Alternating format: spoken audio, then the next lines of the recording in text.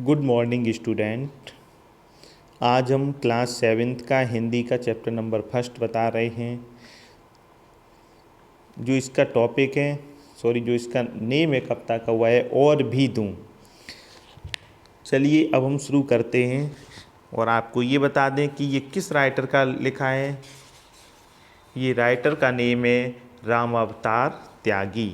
राम अवतार त्यागी। आप अपनी बुक ओपन करके रखा कीजिए जिसमें आप पढ़ते जाइए और जहाँ पर न समझ में आए वहाँ पर टिक कर लिया कीजिए और बाद में आप स्कूल आकर पूछ सकते हैं। मन समर्पित तन समर्पित और यह जीवन समर्पित, चाहता हूँ देश की धरती तुझे कुछ और भी दूँ। मन समर्पित, समर्पित का मतलब होता है पूरी तरह भेंट कर देना, डिवोटेड होना। मन समर्पित तन समर्पित, मेरा मन भी आपको समर्पित है, डिवोटेड है, और तन भी समर्पित है, और यह जीवन समर्पित, और आपको यह पूरा जीवन भी समर्पित है। चाहता हूँ देश की धरती तुझे कुछ और भी दूँ। हमारी इच्छा है कि हे मेरे देश की धरती, जो हमारी कंट्री है उसको मैं कुछ और भी दूँ। माँ तुम्हारा ऋण बहुत है मैं अकिंचन। देश से जो कह रहा है जवान, वो क्या कह रहे हैं? माँ तुम्हारा ऋण बहुत है मैं अकिंचन। माँ देश को बोल रहा है, माँ आप तुम्हारे जो ऋण है वो हम पर बहुत हैं, मैं अकिंचन। अकिंचन का मतलब है जिसके पास कुछ भी ना हो, डेस्टिट्यूट। मान के चलिए कि जैसे कि किसी के पास कुछ नहीं है लेकिन इस देश का उस पर ऋण बहुत है। किंतु इतना कर रहा फिर भी निवेदन, फिर भी मैं ये आपसे प्रार्थना कर रहा हूँ, थाल में लाऊं सजाकर भाल जब भी। थाल में लाऊं सजाकर भाल जब भी, जब थाली में, जब मैं अपना भाल मीन्स होता है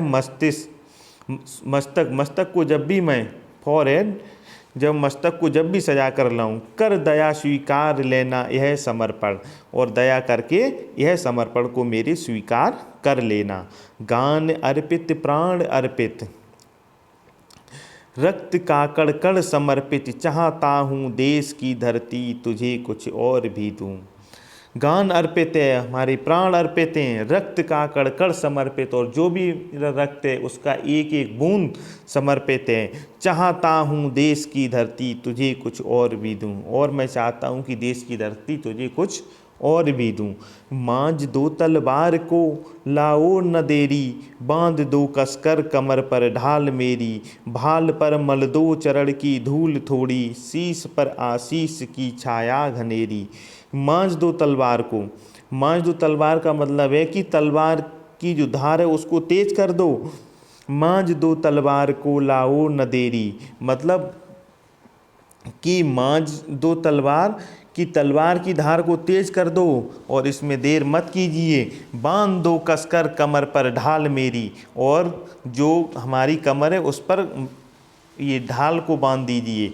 भाल पर मल दो चरण की धूल थोड़ी, और इस देश की मिट्टी को हमारे भाल, बाल माने मस्तक, मस्तक पर मल दीजिए।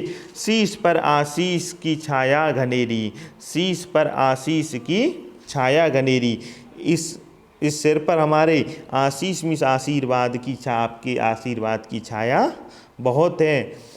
तो ये जो चैप्टर है इसकी कुछ लाइनें बची हुई हैं, वो आपको नेक्स्ट टाइम में मिलेंगी। अब आपका वर्क है कि पहले इस कविता को पूरा पढ़ना है, कवि का परिचय पढ़ना है, शब्दबोध पढ़ना है, पाठबोध पढ़ना है, जैसे आपको आगे बताया जाएगा।